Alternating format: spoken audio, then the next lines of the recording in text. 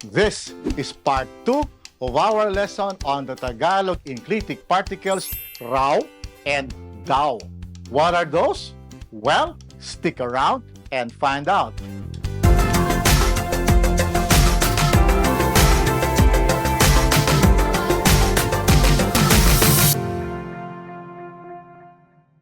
Kumusta po kayo? Welcome back. In the last video, I introduced you to the Tagalog Enclitic Particles, RAW and DAW, which are used when saying something that is based on what other people said, based on something the speaker heard, or a hearsay, or based on perception, or an uncertain statement by someone else.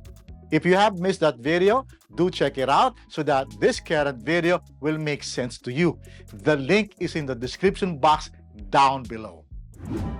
In English, RAW and DAW can be translated as I heard from someone that, they say that, it is said that, it is reported that, I am told that, etc. Therefore, RAW and DAW are used to pass on information that the speaker has no direct experience or knowledge of. In this video, I will talk about how RAW and DAW can be combined with other enclitic particles that will create new meanings to a phrase or sentence in Tagalog. In using RAW and DAW, be sure to remember this simple rule. Number 1, if the preceding word ends in a vowel or the letters Y and W, the particle used is RAW. Number 2, if the preceding word ends in a consonant except for Y and W, then the particle used is DAW. It's that simple. Simple, no? Kaya, tara, simulan na natin. Let's begin. Let's begin mixing RAW and DAW with other enclitic particles. I will give you a few sample phrases and sentences to demonstrate how combining RAW and DAW with other particles can create new and expanded meanings to a phrase or sentence in Tagalog. Just remember, in most cases, Tagalog enclitic particles are not easy to directly translate to English, and what I will be presenting are approximation of what the Tagalog sentence mean and not direct translation. So, let's begin with combining the enclitic particle na with RAW. It is na RAW because na ends in a vowel. This combination is used when relaying what someone said that has to be done immediately. Here are some examples. Ako na raw. They said it's me now to do something. Ako na raw ang susunod. They said that I am the one who will now be next. Or, they said that I'm already next. Ikaw na raw ang magtuturo. I heard that it's you who will be the one to teach now. Si Peter na raw ang magmamaneho. Depending on the context, this can mean, I heard that it's Peter who will be the one to drive now. Or, Peter said that he will drive now. Or, Peter have now decided to drive. Ito na raw ang bibilhin niya. He or she said that this will be the one he or she will now buy. Or, he or she said that he or she has decided to buy this. Ayos ba? Our next combination is pa-raw. This combination expresses reporting on a subject who continues to do an action. Let's hear this. Ako pa raw. They said it's still I who will do something. Ako pa raw ang magtatrabaho. They said it's still I who will work. Or, I am told that I will continue to work. Ikaw pa raw ang gagamit ng computer. They said that it's still you who will use the computer. Or, I am told that you will continue to use the computer. Si Marie pa raw ang magluluto.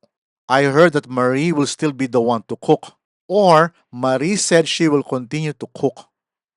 Ito pa raw ang gagamitin niya. I was told that it's still this one that he or she will use. So far, so good? Let's continue.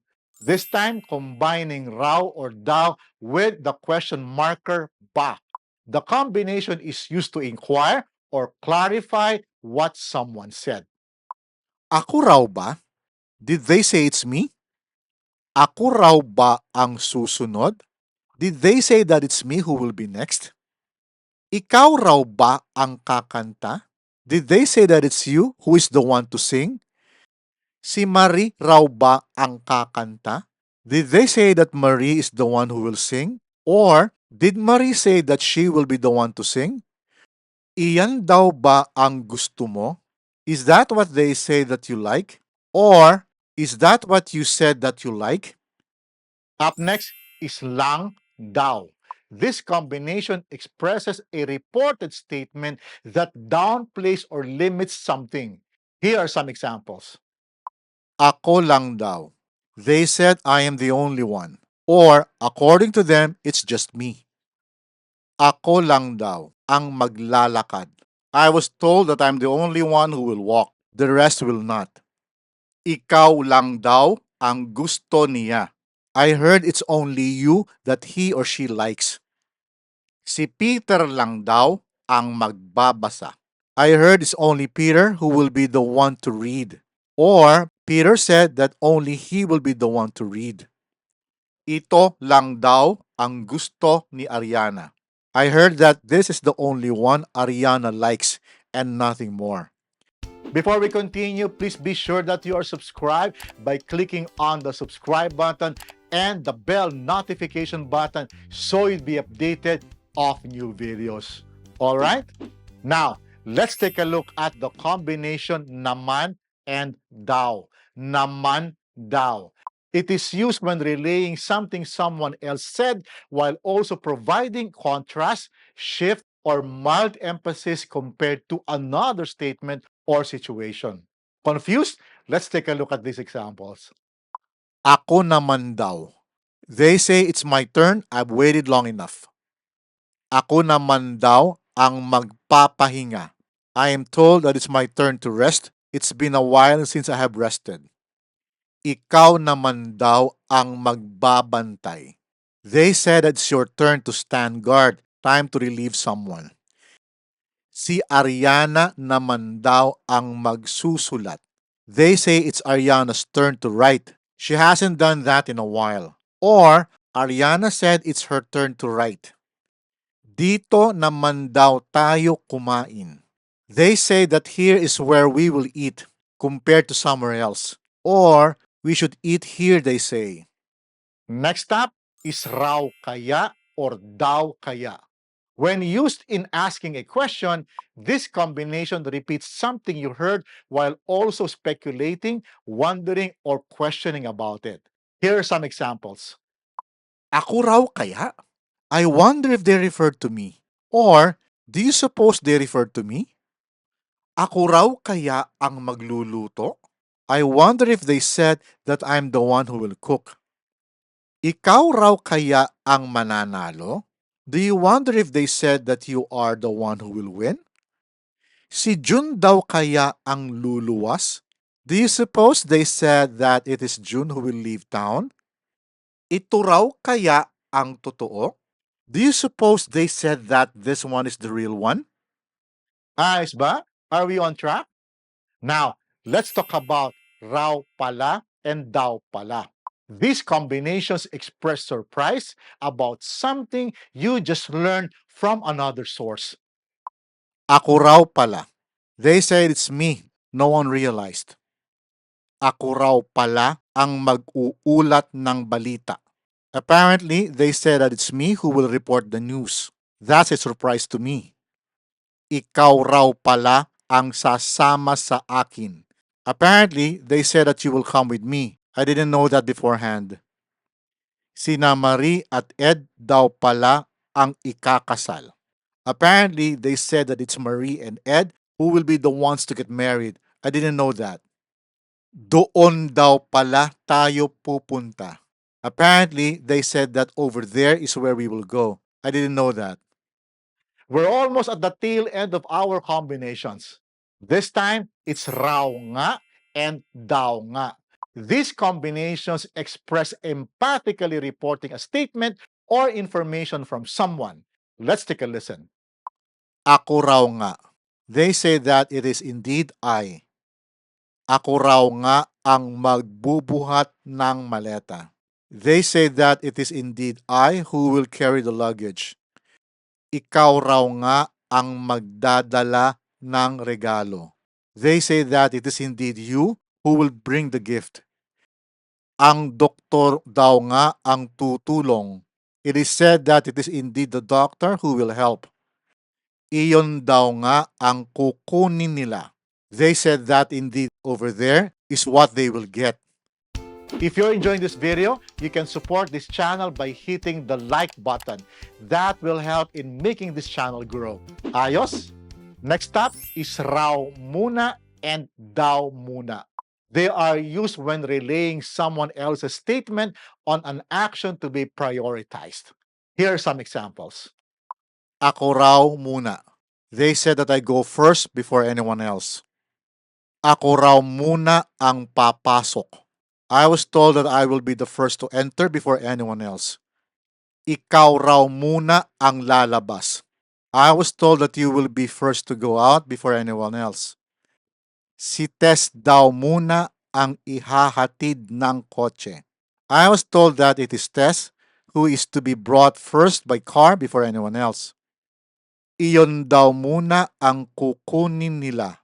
They said that over there is what they will get first before anything else. And our last combination, rin daw and din daw. They are used when reporting on information or statement from someone else with that information or statement applying to another subject. Take a listen to these sample sentences. Ako rin daw. They say that it's also I. Ako rin daw ang magmamaneho.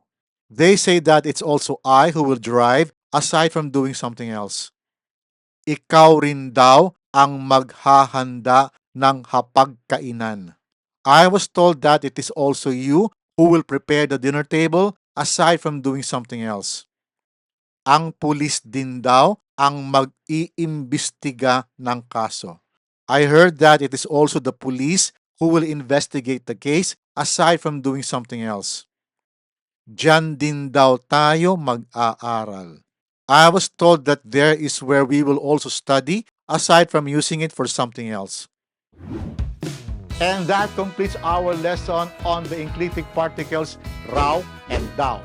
The examples I presented are by no means extensive, but they can be your starting point in using Tagalog enclitic particles. Always practice with your Filipino friends, partners, or family members. They will be more than happy to help you. Now, my next video will be my last video on this very long series on the Tagalog enclitic particles. In that video, I will talk about common Tagalog phrases or expressions that contain enclitic particles. Be sure to catch that. I will see you then. Maraming salamat po at hanggang sa susunod.